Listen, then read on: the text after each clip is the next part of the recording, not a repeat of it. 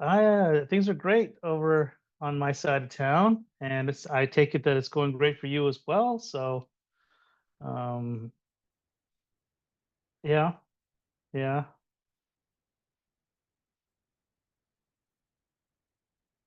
yeah, yeah, yeah.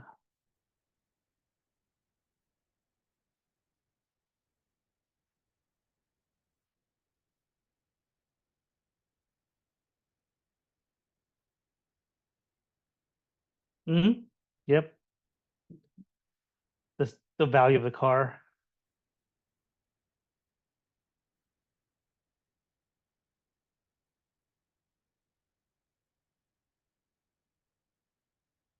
Hmm. Hmm.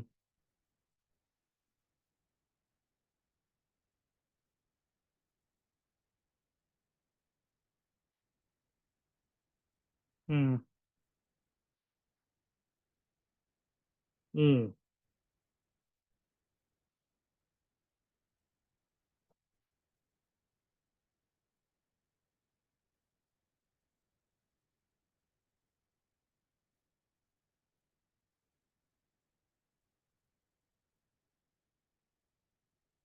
God.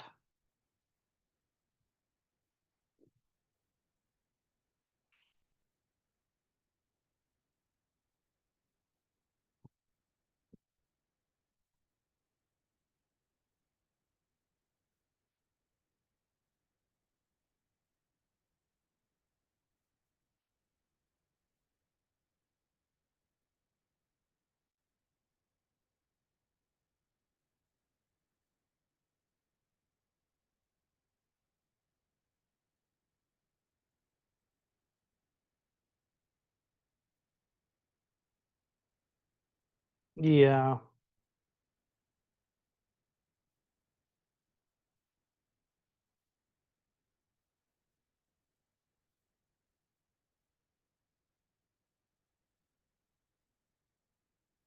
yeah. Those are all potential critical issues with your vehicle.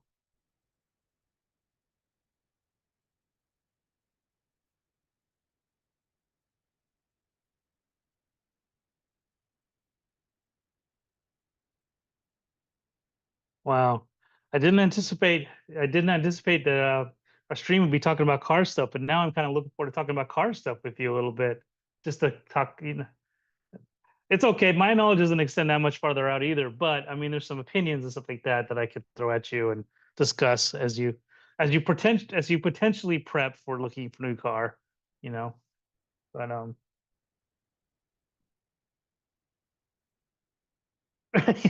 yeah.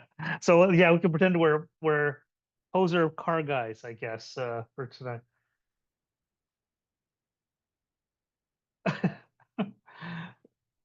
All right. Oh, oh, that's a good segue. All right, let me share my screen. So as we last left off last week, I'm still working on C Act One a little bit, but I'm gonna work on Calamity, her general post here, which I'll probably grab from, her library of stuff that we have, and then make a new post tonight of her going yeek like this and freaking out. And if I get to it, I'll get to the her scooching back a little bit to fall down, and as we got this done last week, that's done. But yeah, so I'll be working on these poses tonight as we hang out. That's the plan for now. Um, but going back to car stuff, okay. So I don't know. I mean, you know, you, since I've known you, you've always had car bad luck.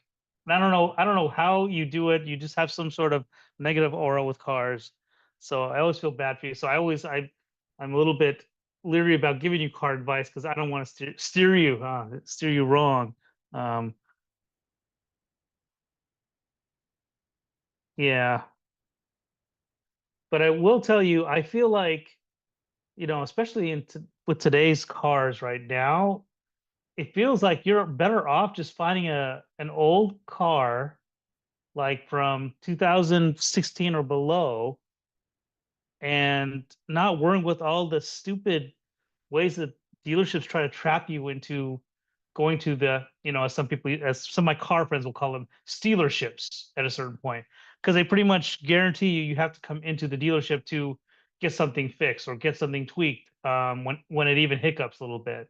And if you have an older car, you can take it to a gearhead or a car or a mechanic, and they could actually probably work on your car, and you could actually do some practical stuff at home, even doing some, do it yourself stuff. I mean, not that I would tell you to do that, but if it was me and I'm looking for a new car, I wouldn't buy any. I mean, on top of it, the price of cars right now are kind of insane, and it's sort of like a ripoff. Like, so now you're putting a down payment down, putting a house down payment to get a car now at this point. It's kind of ridiculous. And maybe I am being a little bit preachy or being maybe a little bit negative about it, but I feel like if you're going to get a new car, your new car should just be something where an older person, like a boomer or something like that, is just wants to get rid of the car they won't drive anymore, got light miles on it, um, and you just keep driving that for the next 5 or 6 years, and then your car payment's going to be less, your insurance is going to be cheaper. I mean, there's so many pros to going used versus a new car today. But I don't know where you stand with that stuff, so I'm curious if you've even looked at that. So yeah, I recall that.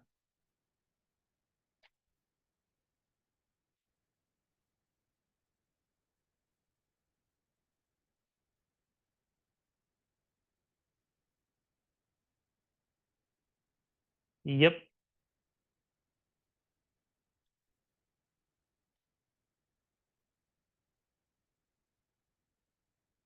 Hmm.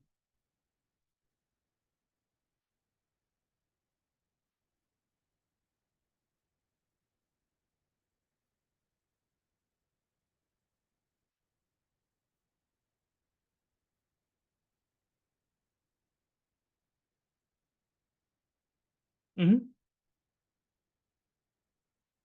Hmm. Hmm. Hmm.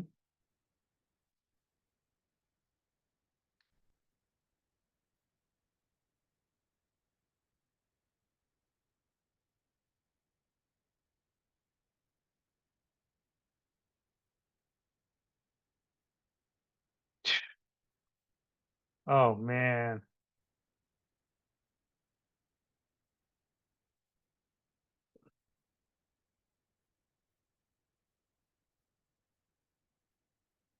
Hmm.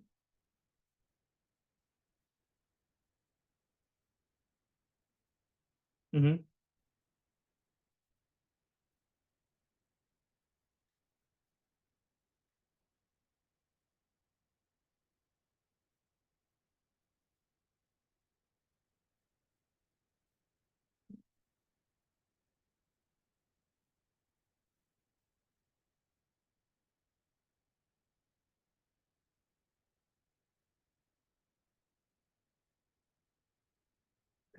That's nice. Yeah, absolutely.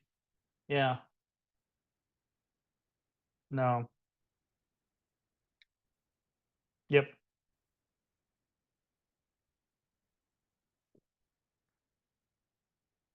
Yep. Yeah. Mm-mm. Yeah. Not okay. Yeah.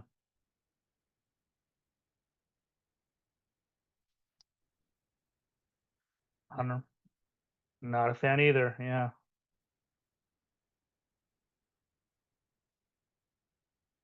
Yeah.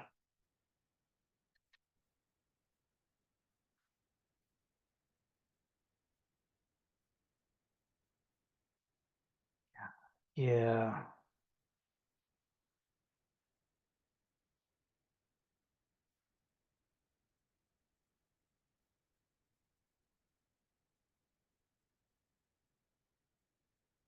Hmm.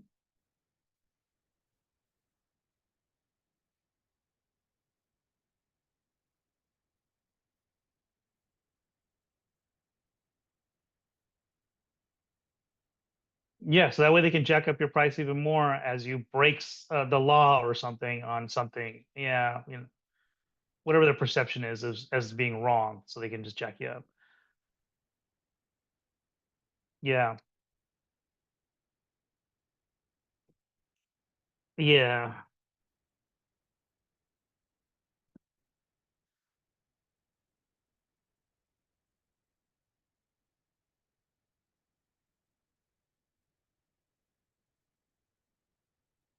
Hmm. That's a tough one. Bluetooth part might be hard for a card for you to want to get. Like in my head, I'm thinking about for you. You want manual, like human powered crank windows, for example, right? You want knobs on stuff, right? You know,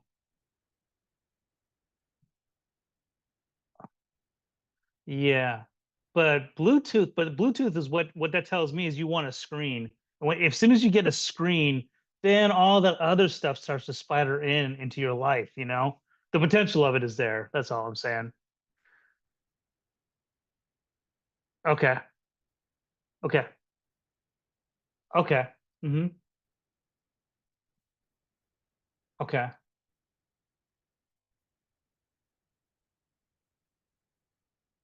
Yeah. Yeah.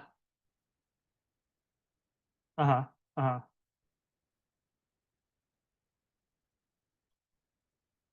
Oh no.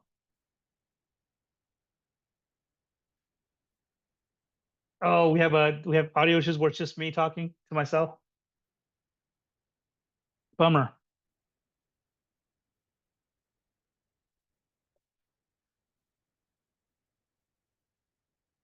Oh, okay. Here I am. Well, maybe we should start the stream right about here, you Yeah, know? yeah. And we can revisit, or I don't know if we could edit the rest of it out of YouTube, whatever, how they have it with the clip. I don't know how much work that is, I but can try. I can try. Yeah, I will. Once we end the stream, I'll try to cut out the first half of it if possible. Yeah, if you're just tuning in, I just spent the last 20 minutes talking, or 15 minutes talking in silence, because as usual OBS will just man, randomly lose my microphone. I don't know why this happens. hmm, And it's so irregular that I yeah, forget it to lulls check. you. Yeah, Yeah, exactly. it lulls you into a false sense of security. You think the Yeah, tech yeah, works, and all of a sudden, boom, yeah. we're stuck with this. This last time this happened was a couple months ago. It feels like it's been Yeah, a while. it has happened yeah, once this year for sure. So Hmm. anybody who's been watching since the beginning, apologies for you getting a one-sided conversation. Basically, it was just me and James debating about where I stand on my car and how much modern technology makes driving terrible. Yeah, And and in general, it wasn't really much of a debate. It sounds like you're pretty much in sync with the yeah. views of cars today. Oh yeah, the too much technology, too much ability for the powers that be to track you. Um, too many beeping noises, too many screens, too many distractions all around. I was telling James that really what I want is uh a car that uh has Bluetooth Hmm. and heating and air conditioning. That's it. Like, sure, power windows are fine, except that like the last two cars I had, the electronics on the power windows broke, and so I couldn't roll down the windows anyway. So it's not like I really care about power windows, since Hmm. and the vehicle I had before that had manual windows, right? Which, Hmm. by the way, Hmm. never broke. Yeah, In yeah, the almost 10 years I had that car. yeah. Um, you know, so I've had two cars in a row where all of the power windows break and no one can roll up or down their windows except for the driver, and I can only roll up and down the front two windows.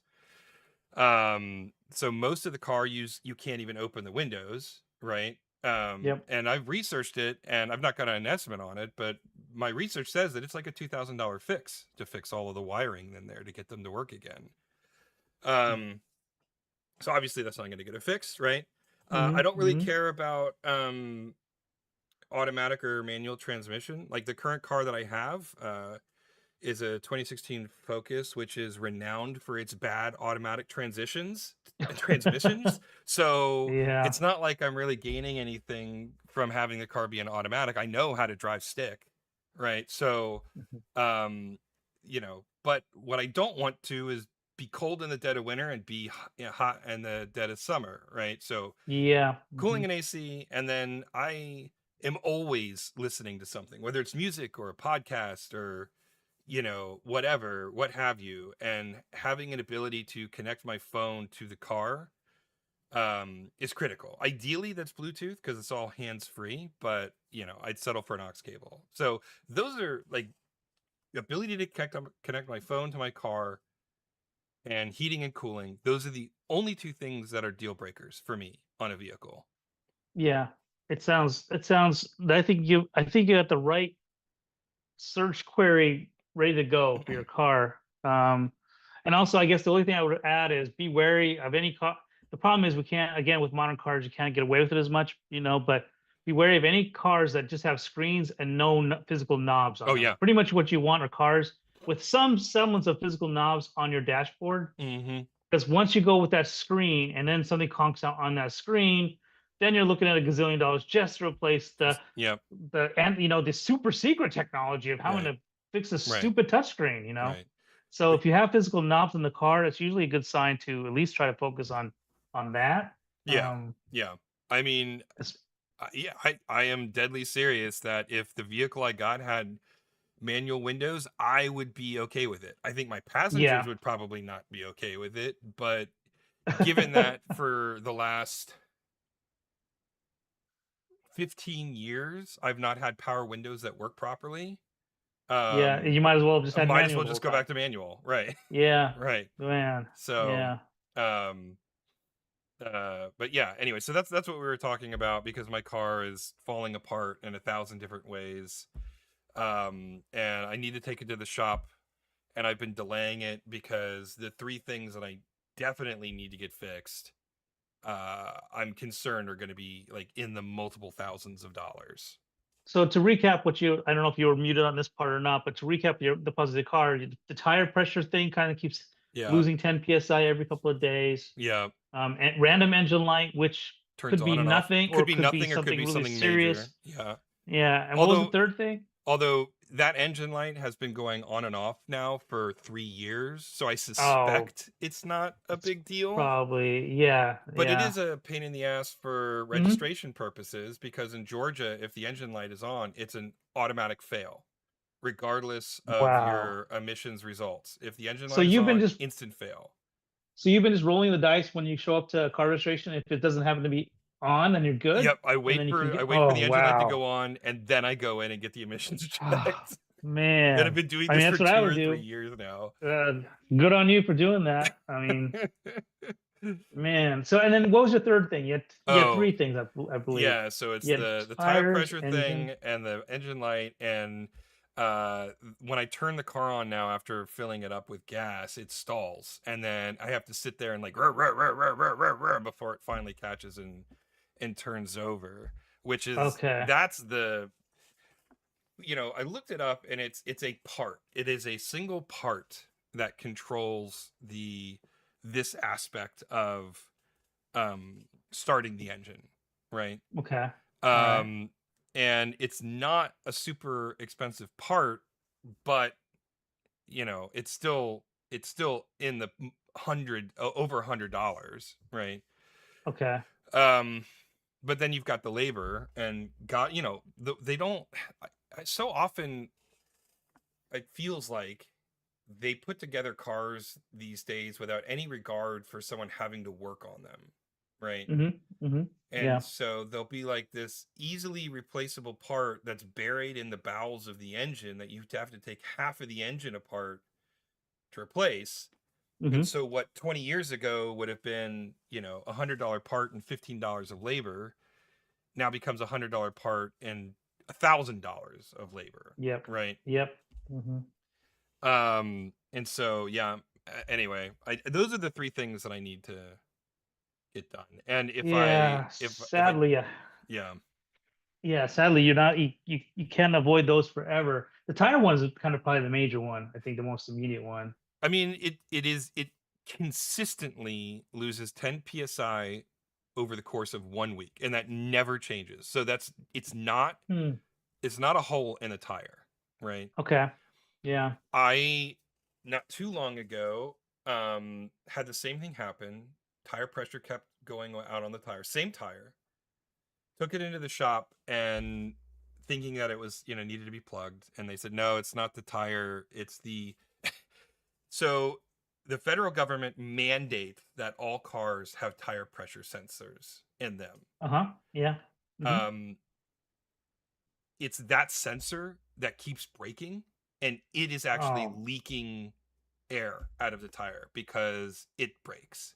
And so the very thing that is mandated by the government to be in the car is breaking and is causing me to yeah. have to take the car into the shop, Hmm. right? Hmm.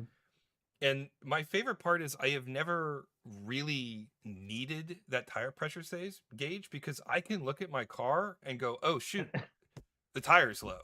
Right? Like, Yeah. like I've never in my life found that generic image, light on the dashboard to be useful. Helpful. Yeah. Yeah. Um, and so all it is it's a light that is mandated by the government to be in the car that keeps breaking on my car, which is causing me problems.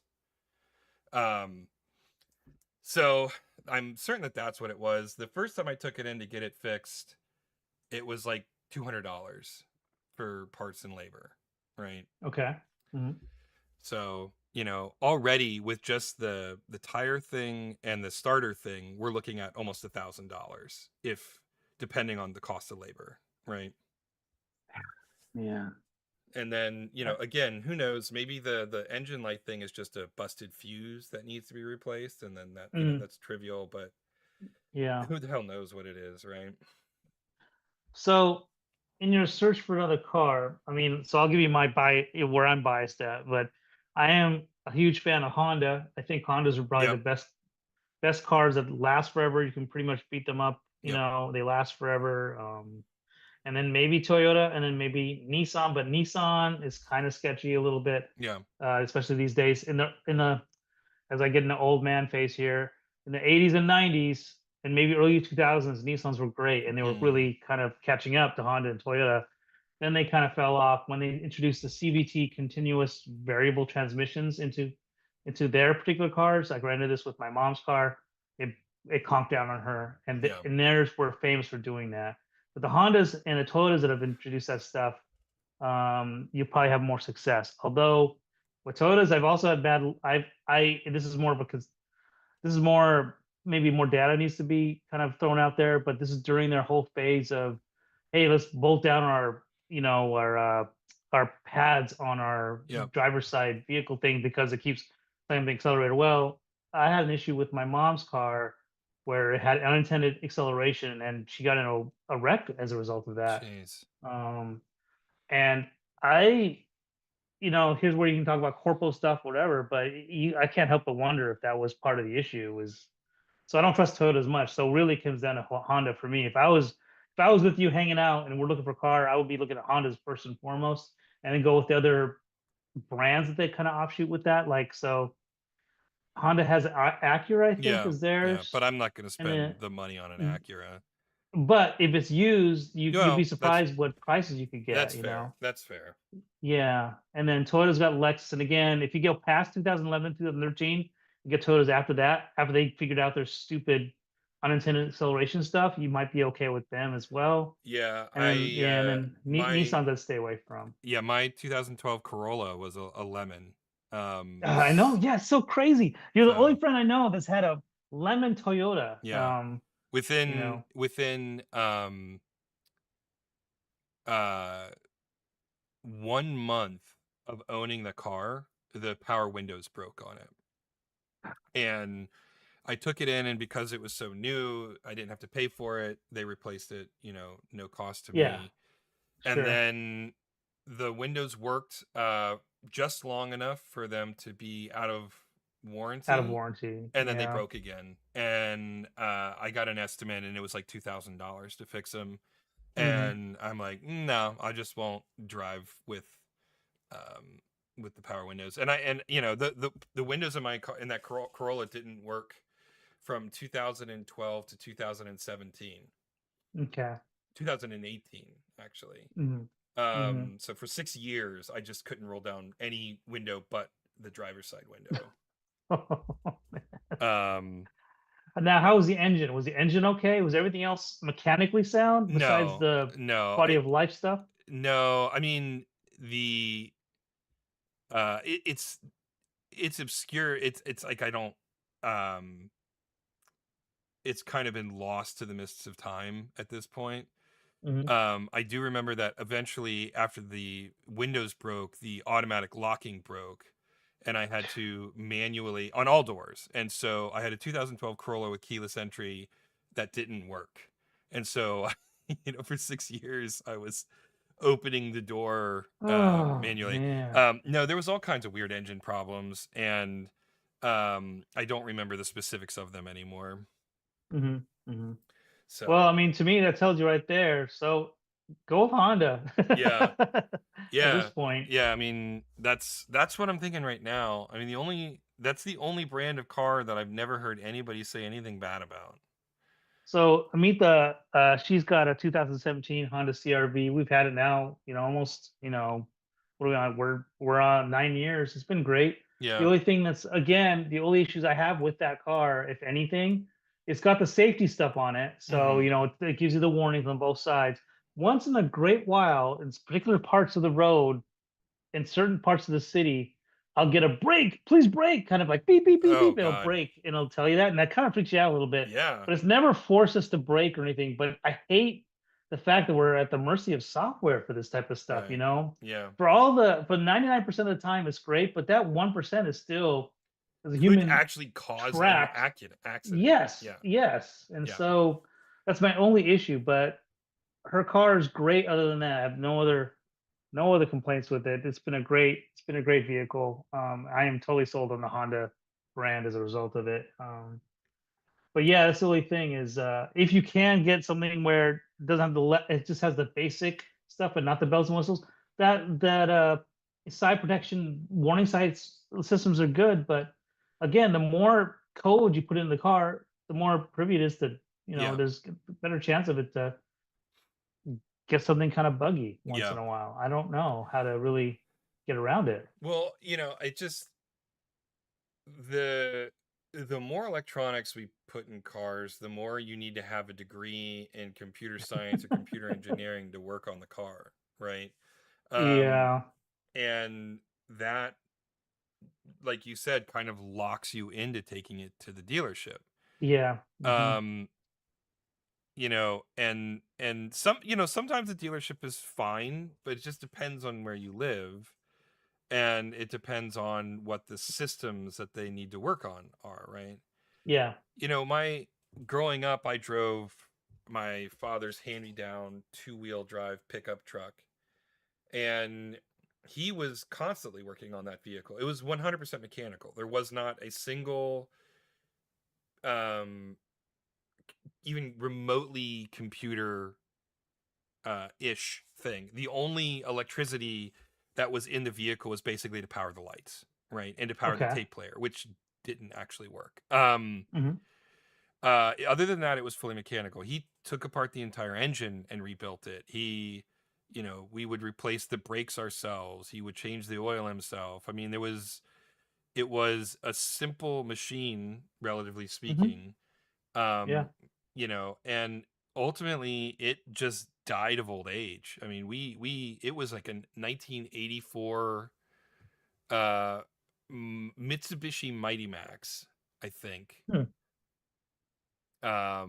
Maybe it was an 85, but between him and me, that car got driven until the year 2000, right? So, Wow. Okay. 15 or more years, and it eventually just, gave up the ghost.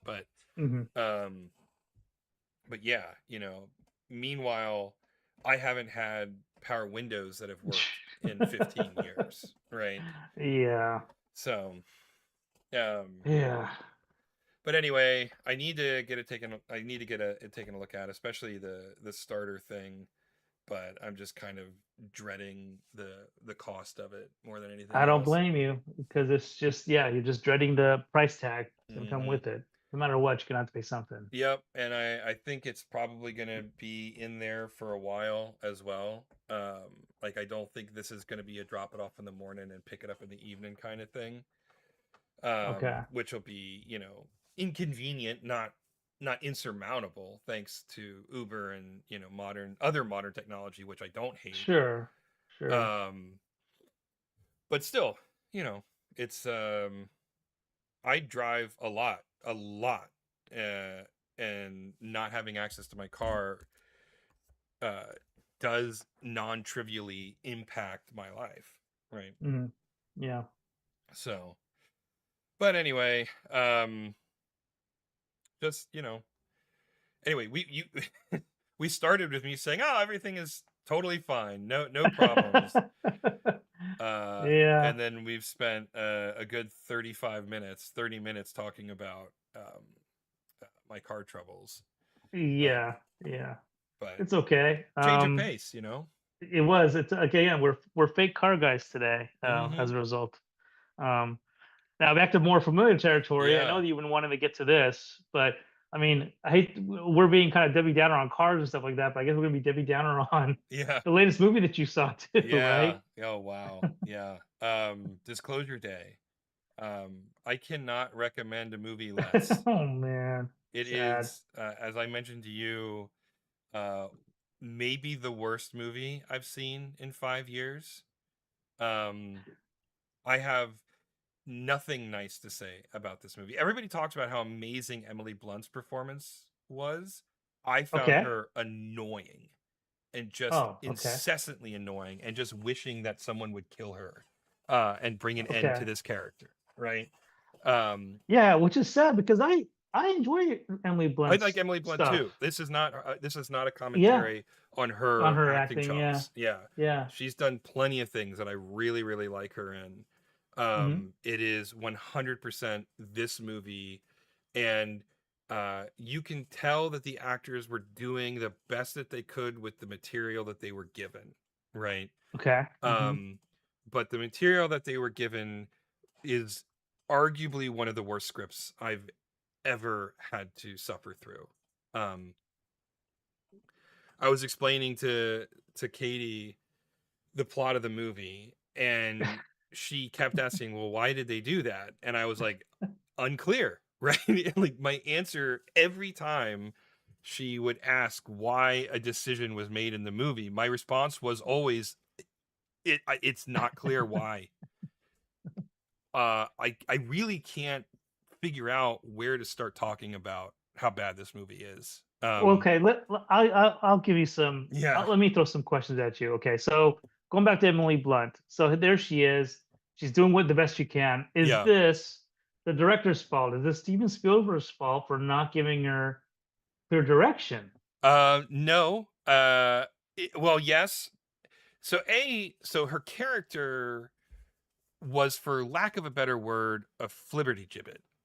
Um, which is Okay, where is that word come from? Oh, because that's new to me.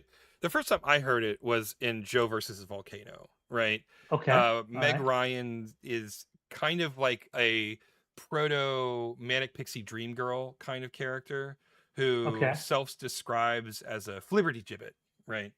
Which okay. I always love that word. I have no idea if that originated in the movie Joe versus a Volcano or elsewhere, But but that's where you've heard it from. yeah. And what I've always used it for is not strictly Manic Pixie Dream Girl, because Emily Blunt isn't fulfilling some sort of male romance fantasy, right? Okay, She okay. is under the effects of an alien possession, basically.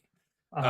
Uh-huh. And this affects the way that she behaves through the course of the movie. And everybody I know, even the people that I know who hated it, were still talking about how great they thought Emily Blunt was. And uh, again, this isn't any shade towards Emily Blunt. This is shade towards the writing and the amount of dialogue they were forcing her to spew at any given moment. And then the directing, which forced her, she does an excellent American accent. And so I don't know what Hmm. accent she was trying to do, but it was some sort of mix between Valley Girl and news reporter over the course of the whole movie. It was just grating listening to her talk. So I don't know who the voice coach was. I don't know if that was a Steven Spielberg thing or her choice. I don't know. But the sound of her voice, her accent was just like, you know, fingernails on a chalkboard in my head. Okay. Um, but then just her mannerisms and her physicality were all just insanely bizarre, which I guess was on purpose, but I didn't find it compelling. I just found it annoying. Um, and I didn't find it like, again, her behavior is theoretically being influenced by an alien presence, but it didn't feel alien in the sense that she was being controlled by external forces. It felt alien in that the script was so bad and the directing was so bad that she wasn't acting like any sort of believable character, possessed or otherwise, right? Oof, Um, rough, man. the the villains. We're pretty bad about spoilers here, but this is, I think, the was kind of the coup de grace for me at the climax of the film when the titular disclosure day is about to occur. Hmm. The villains finally catch up with the good guys, have the opportunity to bring them down, to stop the disclosure day from happening. And the main bad guy, played by Colin Firth, all of a sudden just loses the will to do anything. And his lead henchman, who has been the only person in this movie trying to stop them realistically, who has been has shot at them, has tried to drive them in front of a train, has legitimately tried to murder them, right? Uh-huh. Yeah. Clearly has no moral qualms about making this happen. Yeah. He starts uh shouting at Colin Firth's character, "What, you're not going to do anything? You're just this is it? You're going to stop?" And Colin Firth takes out his, Bluetooth cell phone thing that he's had in his head the whole movie, and doesn't say anything. And the lead henchman kind of stomps his feet on the ground and has a frown, and he to the army of sub henchmen that are behind him and go, "Come on, let's go." And they all just filter out the front door.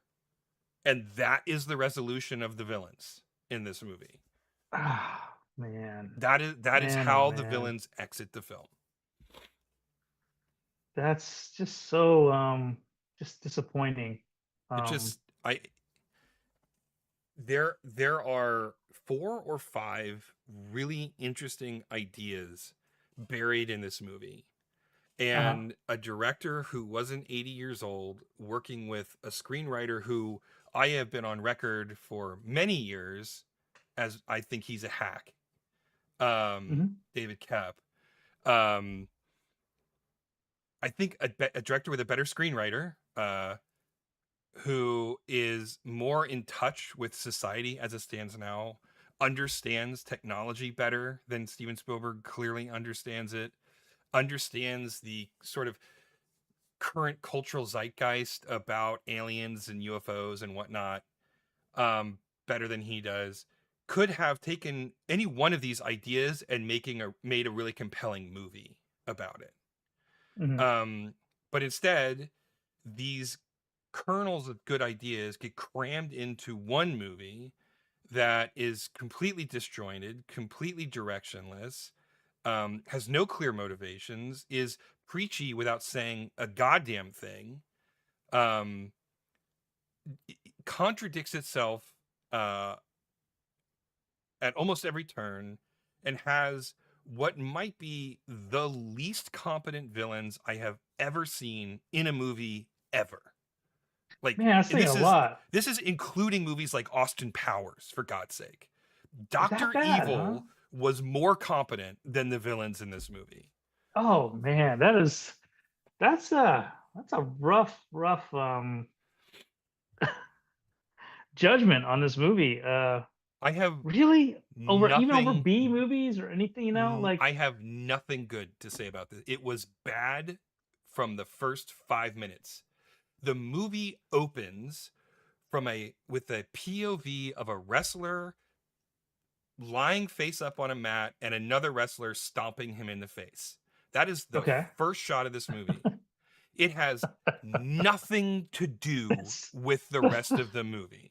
so it's pretty much like a foreshadowing of of the audience being You on the being ground getting being yes, getting stomped on, yeah, for 2.5 hours. That's exactly what that scene is foreshadowing. it's just a warning. Here's what's gonna happen to you for the next couple hours, and you're stuck And here. yeah, and You paid for this. it only goes downhill from there. Oh man. The evil villains are incompetent right from the word go. Uh, the male protagonist, whose name I can't remember, who is excellent, was amazing in Wake Up Dead Man. Um, Okay.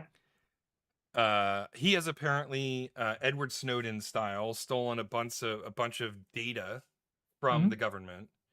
They are on these magical USB sticks that are like 6.5 inches long and 3 inches wide. It just, dude, I can put 2 terabytes of data on a card this big now, right? There's no reason for these things to be that big other than you're out of touch and the visual flair of a prop is more important than any grounding in reality, right?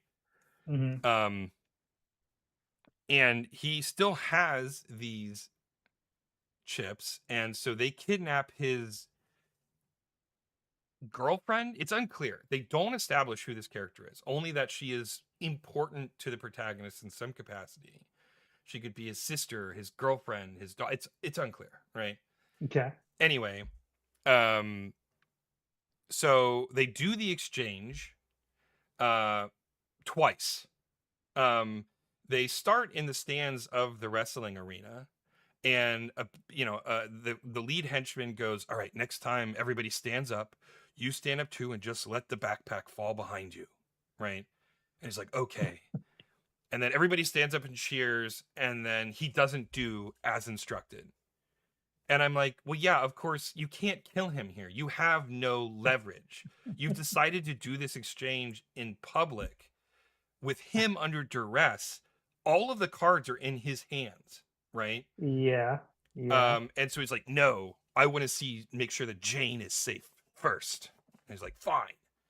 So they take him out back to the loading docks and they bring Jane out of this SUV, who is not bound or gagged. She just has one of those like zip ties around her Oh wrists. boy.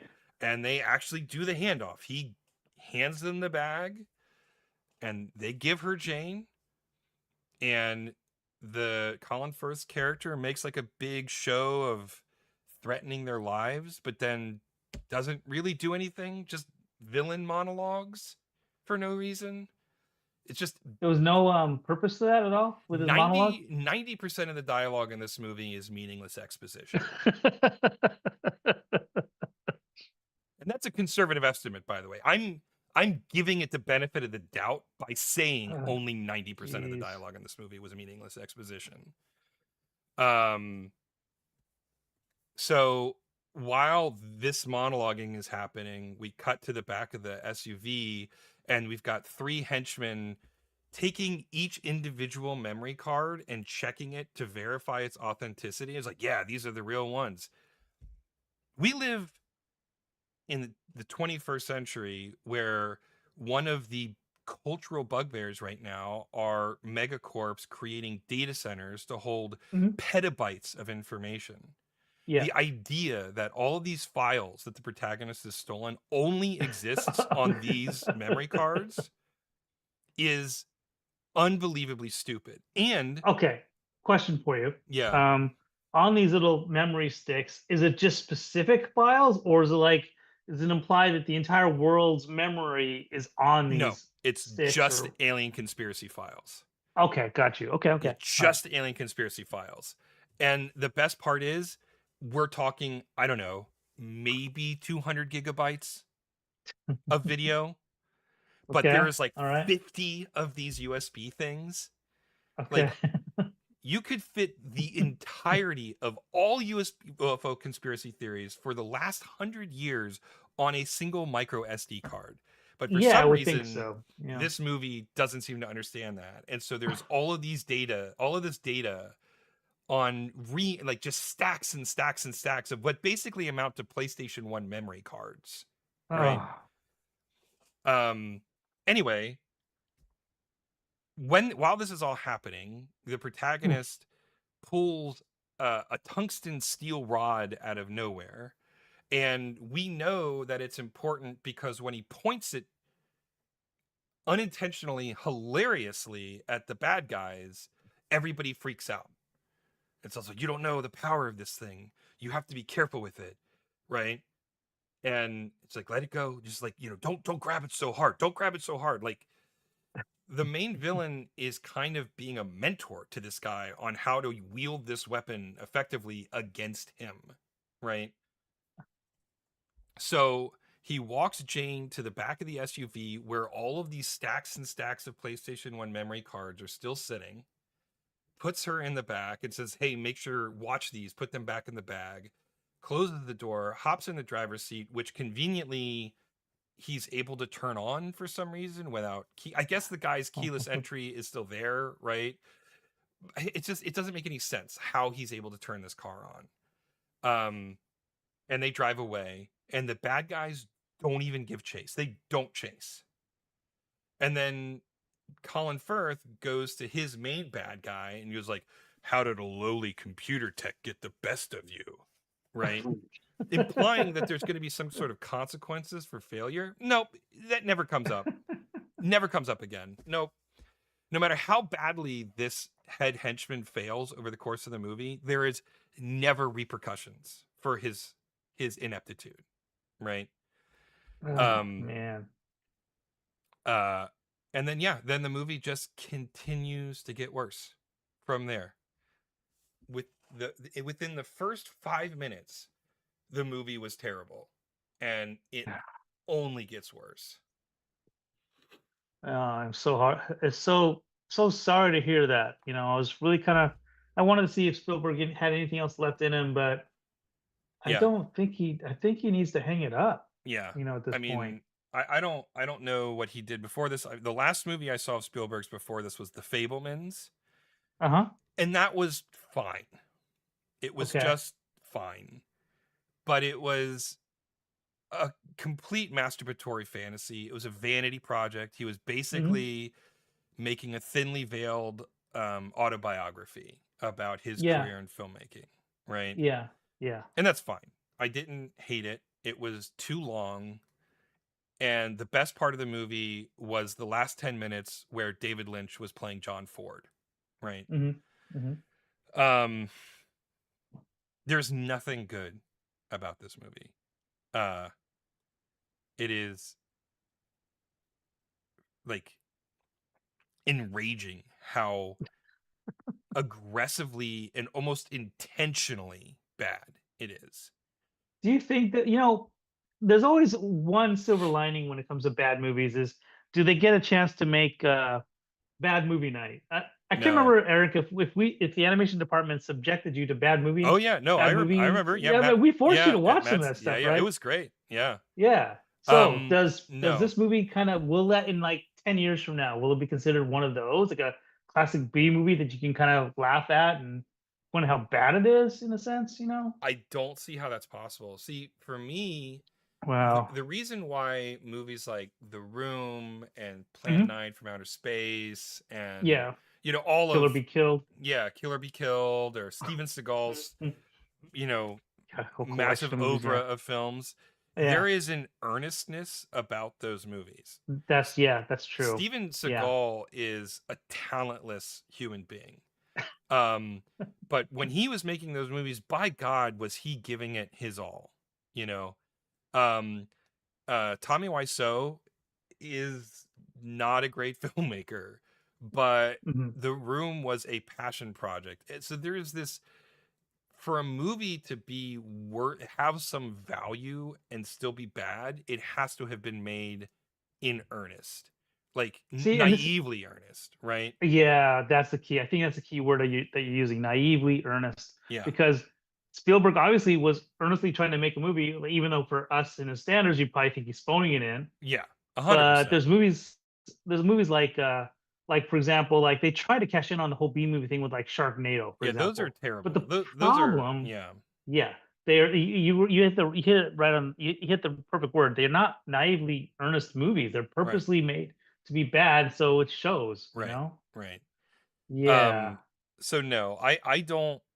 Steven Spielberg is too accomplished and has too much experience to make a movie this bad.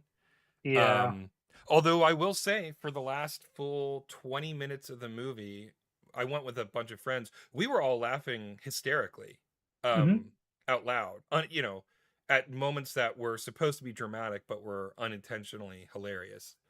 Hmm. Um,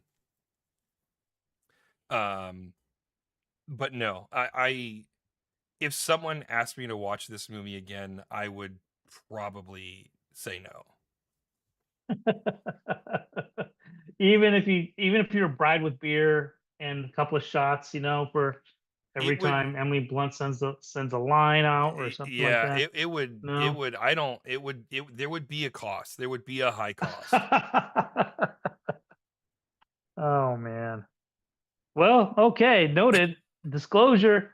We've had the disclosure here. Do not go see this Yeah, movie, apparently, from avoid Eric. it, avoid it like the plague. I just Yeah. It is a I waste of 2.5 hours.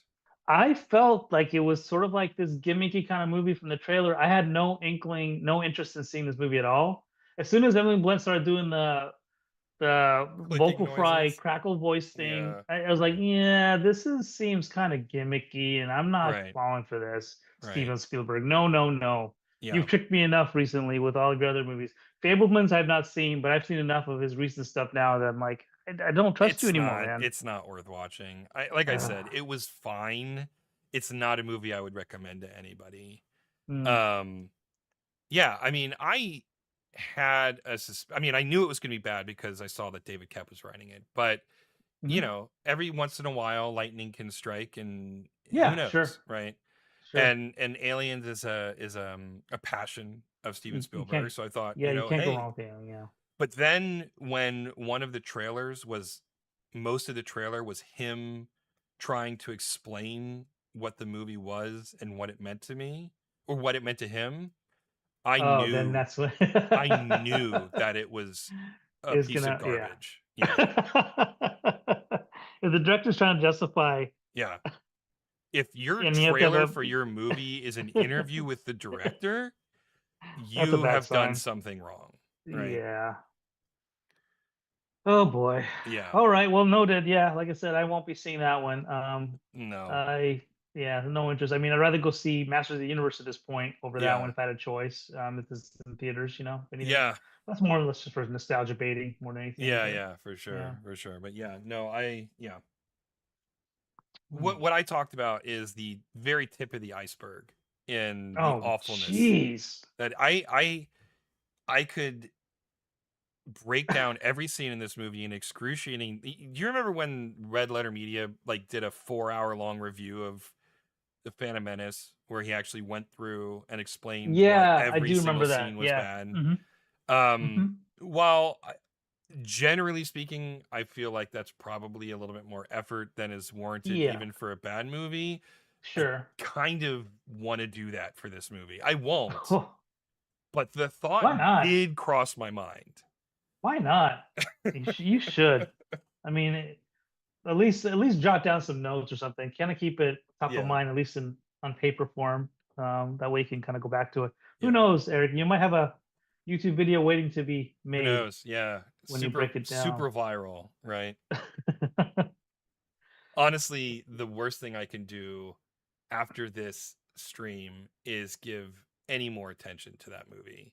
The best thing I can Yeah, I do is know. just never talk about it again. And if someone says, "Hey, Yeah, should I see this?" just go, "No, it's a bad yeah, movie."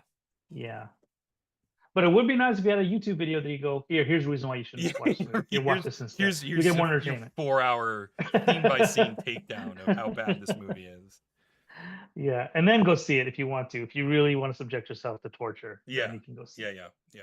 Yeah. Anyway, Well, well, cool. While you were disclosing stuff on disclosure, yeah, yeah, I got quite a quite a dot done here. We got the poses in for Calamity standing back up.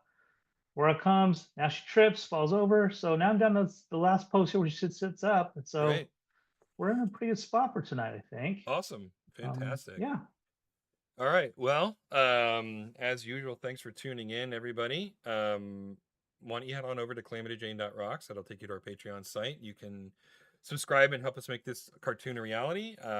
You found us on Facebook and YouTube, so I don't need to ping those. And we're also on Instagram at Calamity Jane Salamander. Just another place where we post news about the product. In the meantime, let me check my calendar, see where I'm at next week. I will be around next. Oh no, I won't. Actually, no, I won't, because it is Father's Day weekend, and so I will be visiting Oh, family. yeah. Okay. So we will be All right. off next weekend for Father's Day. As an FYI to everybody. And yeah. In the meantime, have a great night, everybody, and stay safe out there. Good night.